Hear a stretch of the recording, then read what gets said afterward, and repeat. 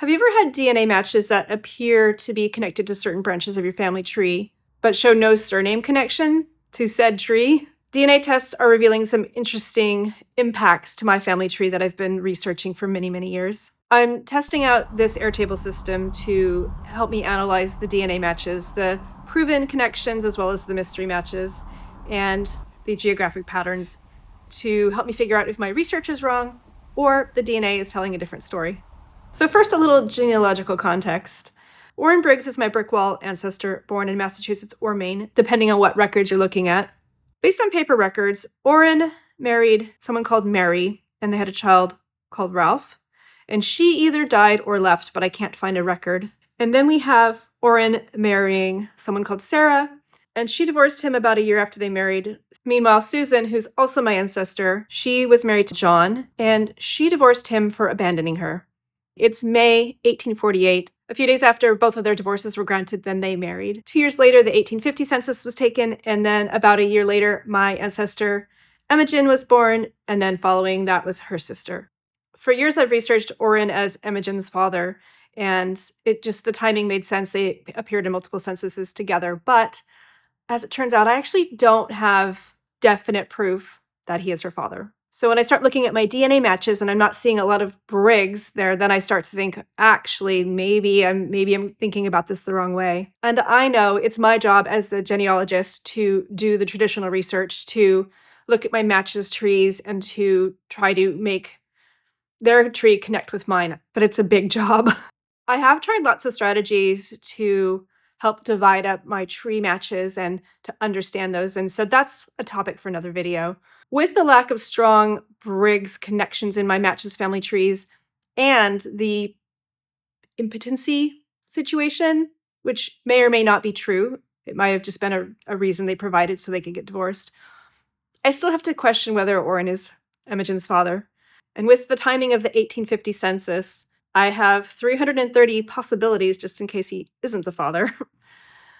So I started building this Airtable as a fan club. That's the friends, associates, and neighbors. I was tracking everyone in Belvedere in a time period when I know that my ancestors were there to help me work out Orrin's origins. And it's led me to one of the strongest clues imaginable on the paper record side. But I need to establish if Orrin is genuinely my ancestor's father. So we got to solve that first, and then I will come back to his origin story. So I've since added in DNA analysis as a new primary focus. The great thing about Airtable is the records are connected to each other. So I'm not wasting any time or losing. I won't have to copy and paste or export or any of that. I've been getting a lot of small DNA matches. And when I say small, I mean, under 25 centimorgans. And anything under 20 is kind of supposed to be suspect. But when you combine it with other matches, it tells a bigger story. Quickly, here's an overview of what's in here now. So we have the DNA matches tables, and I've separated out the mystery matches from the proven cousin matches. Then I have the fan club. This is a list, my master list of all the people that lived in this town in that time period. And then I've tracked my possibilities, different explanations for why I'm not seeing lots of Briggs in my family tree, and there's plenty of reasonable explanations. I have tasks, which form my research plan, and I have places. This is the one I'm the most excited about. At least from the future here, can tell you, places are definitely key. So I started capturing birthplaces from people as I came across them in the census, or for example, when people bought land, would capture like where they were from in terms of the county. I also started capturing the places that people went after they left in Belvedere, just because, again, part of the fan club, if there's like migrations happening, I want to know, where are people going? So in case you're wondering what this is, I had previously pulled in all of the counties and the boundaries for both like states and county lines. So for example, Ralph Ricks was born in Preston, New London County, Connecticut. And so we have a list of adjacent counties. So one of them is Rhode Island. And you see that a lot especially in New England, because, smaller places going on. Click a button and it would just automatically query the adjacent counties data and then plop it in here. And then I would know, perhaps, actually as a secondary step, I probably could have turned this into some kind of sortable list where then I could have a list of, well, here's everybody from New London County, and here's everybody in an adjacent county. I think that would be really powerful. Before I show you the DNA side, what is making your research really complicated right now? Is it too many matches? Is it too many people with the same name? Let me know in the comments. For many years, I've been keeping notes on my ancestry DNA matches in Ancestry. Here's a fun example. This match was excitingly my only Briggs match, and he does have people in his tree that connect above Oren's generation. The common ancestor is probably the grandfather of Oren, believe it or not. I made a note that this man had no matches in common with my mother, not even her sister. But that was in 2020, and it's 2026 now, and I think there's like 8 matches, which is exciting, but of course, mostly they don't have trees. So I've done lots and lots of matching of my DNA matches, certainly to the great grandparent level, but there's these clusters of matches that, are small, but they're, you can't deny they're there. And so I'm trying to identify them.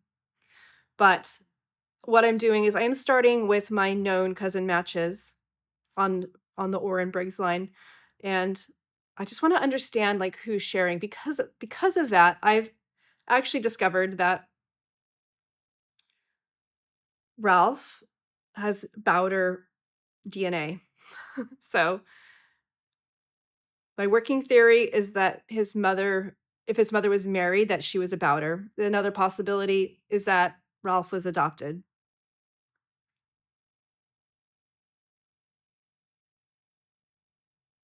Perhaps Ralph isn't even Oren's biological child either. So there's a lot of open questions right now. Perhaps Ralph's not even Oren's biological child. So there's a lot of open questions right now.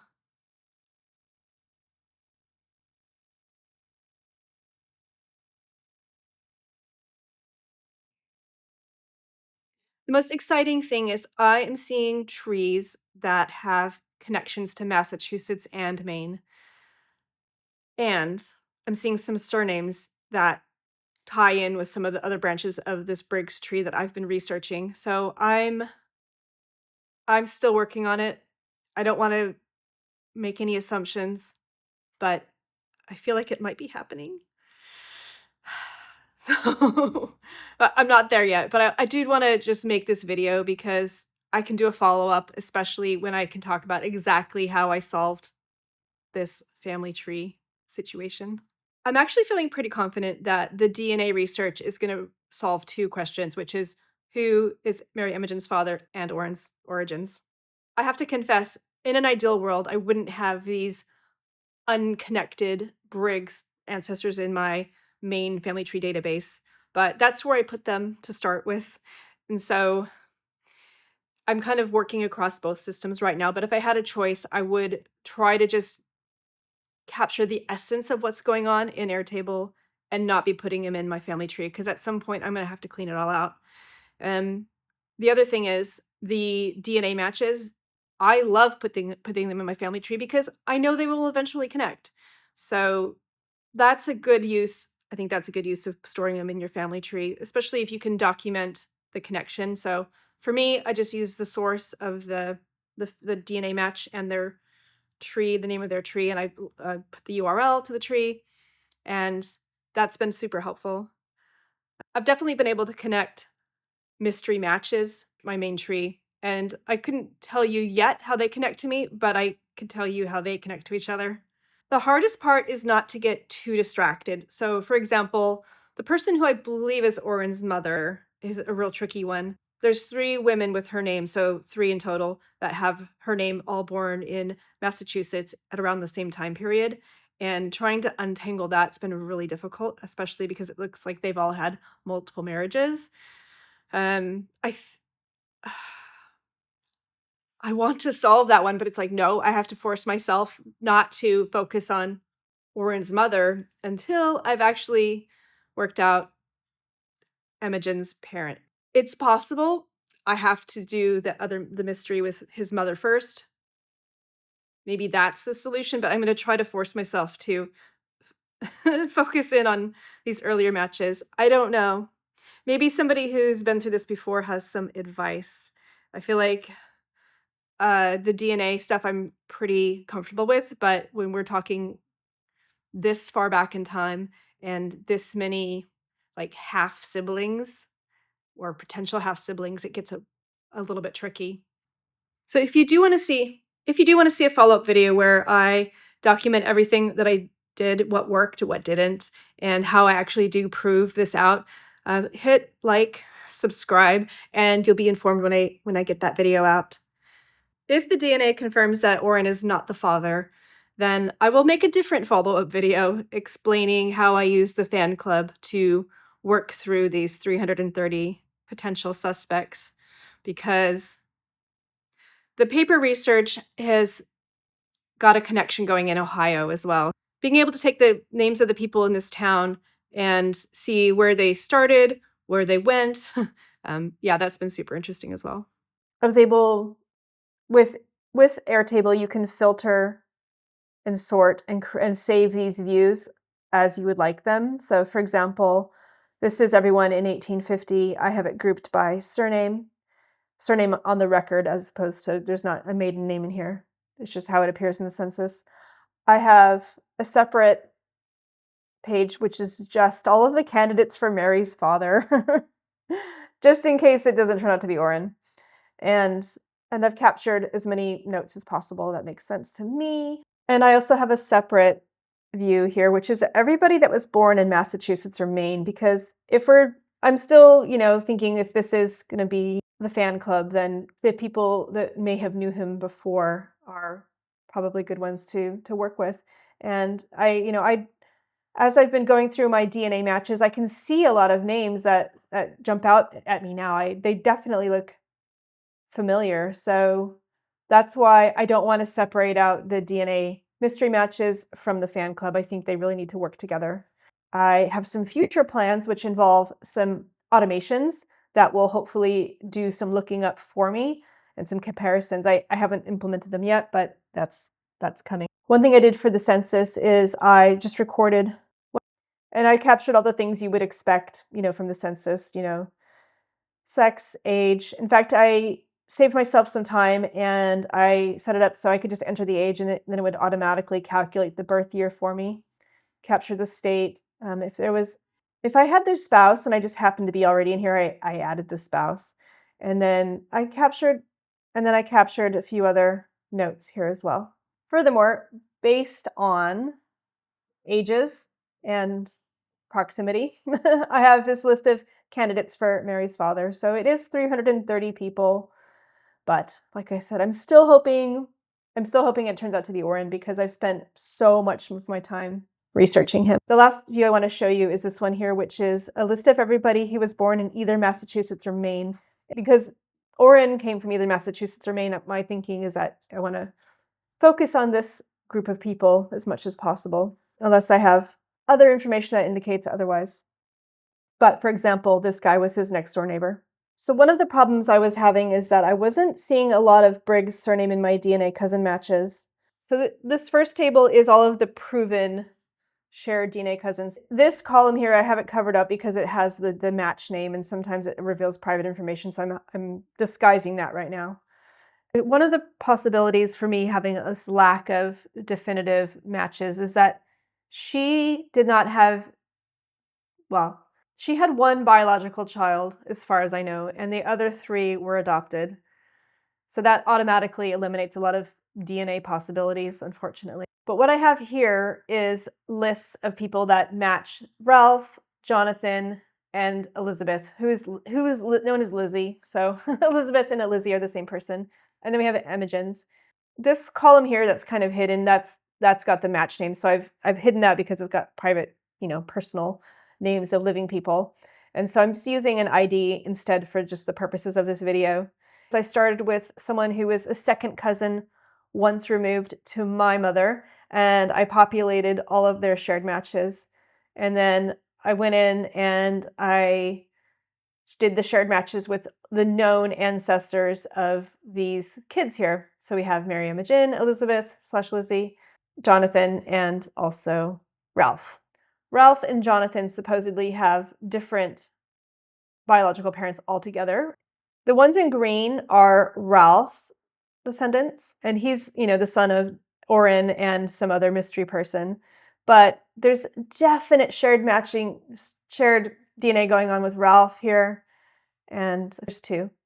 Okay, so that's not that convincing. But if I do the same with Ralph and Lizzie, it's the same thing again. There's a few. When I compare Ralph and Lizzie's descendants, there's matching going on. So I have since worked out that Ralph is a Bowder. He definitely shares DNA with other Bowders. So that means, hold on, let me show you. Yeah, Ralph, Jonathan, Lizzie, and Imogen are all biologically related. So what does that mean?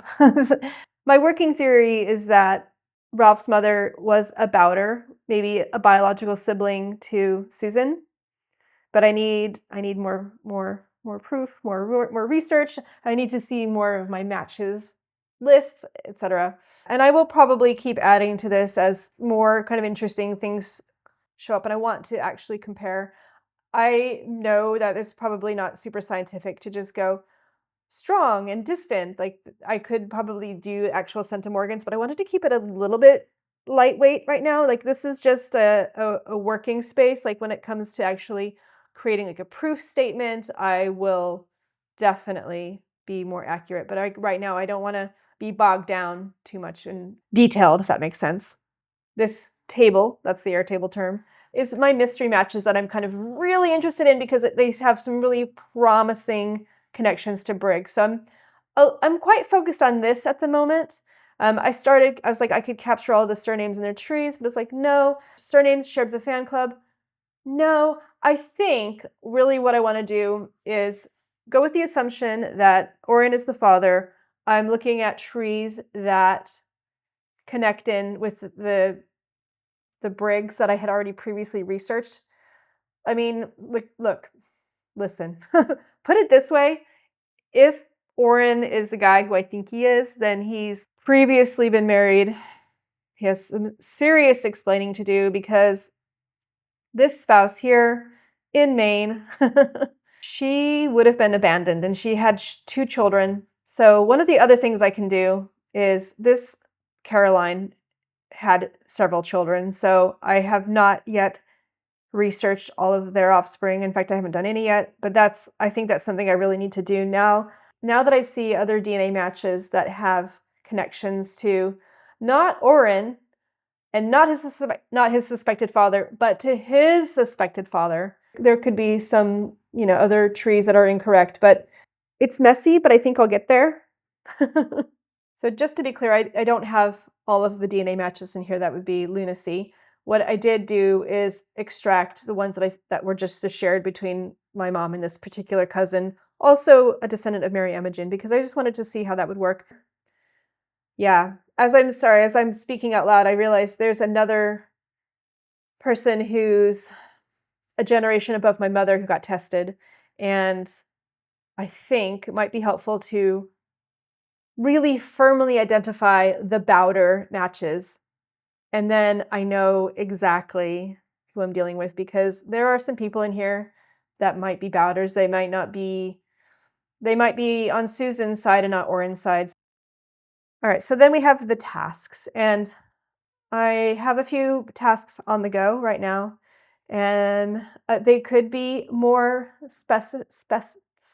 specific, but if you want to do more specific tasks yourself, please definitely do it. I haven't gotten there yet. Then you have interfaces, which is visualizations based on your data. I do think this one is interesting. A breakdown of birthplaces in New York State. So it looks like Chautauqua County is most popular. And then we have Massachusetts also. Middlesex County, well, there we go, most popular. And then we have forms. Normally you'd enter data by clicking add a record, and then you can fill it in, just like tab across. You can also click on that to pop it out and fill in that way. However, if that feels too fiddly, another thing to do is to create a form. So I created an example form here if there was a new mystery match. So I could, if I were to type in name, perhaps I start tracking, if I'm starting to track centimorgans, track the names and any other notes. And also if I had any surnames with the fan club, this is a good example of a field that I could probably automate or otherwise let AI handle. I need to hit submit. When I go back to the data, the mystery matches, there they are.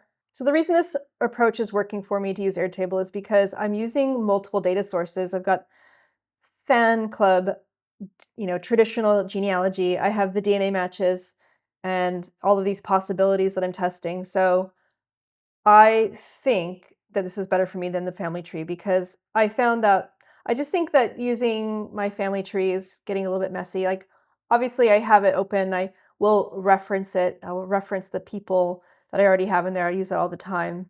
But I'm just a little bit hesitant to keep adding tons of people until I know that they're properly documented and have they've earned a place in my family tree. And the nice thing about Airtable is that if you close it, and you close it and you open back up again, it just picks up exactly where you left off and it automatically saves everything as you go. And not only that, I think it's worth pointing out, it creates snapshots every so often. So in case you do something really catastrophic and accidentally delete something, well, first of all, you could go back to a snapshot. And second of all, there's also an undo. So it depends on, how much you got going on there. There's also a trash. You can restore individual items from the trash.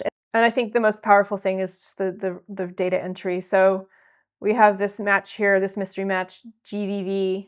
And the nice thing is that because the data is connected, so if I come back over to the proven DNA cousins, then there's GVV sitting there. So that's pretty cool. So this overview wasn't intended to, teach you how to build this type of thing from scratch, but I just want to show you what's possible, and especially when you start systematically combining different types of data. If you're dealing with a brick wall that won't budge and you have a lot of records or otherwise really quite complicated sets of records, then I offer custom Airtable builds, and I tailor them to your specific research problem, specific geographic place, and even time period if that's relevant. It can accommodate exactly the type of research that you're trying to achieve. So really, really customized to you. I'll be taking into account the types of documents you'll be extracting data from and your workflow, and basically building out a system that will become yours. If that's something you think you might be interested, please reach out.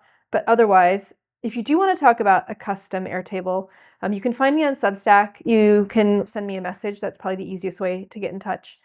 And we can have a free chat about what it is you're trying to achieve. Yeah, definitely comment below if you were interested in a particular type of template that you could download. That would just help me prioritize. Tell me in the comments, how do you keep all of your maybe people straight? How do you organize it? I'd love to know. Please share in the comments as well if you have any other DNA pro tips that has helped you solve some of your family tree mysteries. I'm actually finding some DNA matches that are starting to crumble this brick wall. I actually do think Orin is the father, but I haven't proven it yet. If you want to see a follow-up where I can show you how I reached my final answer, let me know. Hit like, hit subscribe. You should be informed when my next video comes out. And I thank you for sticking around this far. Thanks for watching. Bye for now.